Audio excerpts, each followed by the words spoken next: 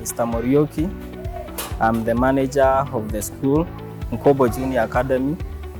The school has a population of about 200.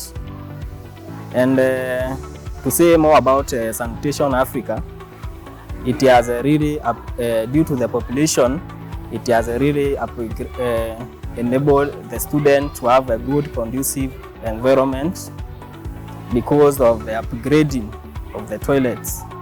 Because earlier on we are witnessing the flies, we are witnessing the bad smell from the toilets, which was interrupting the students in their studies.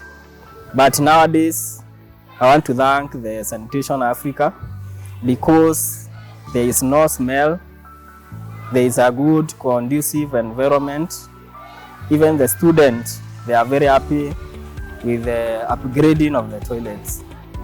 So I want to say thank you, and I want to urge the public schools and the private schools in this area of Imenti South to really embrace that idea of the Sanitation Africa, because toilets is very crucial.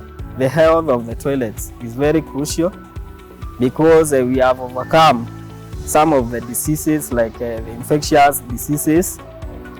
For example, the girls, they are being infected with the UTIs.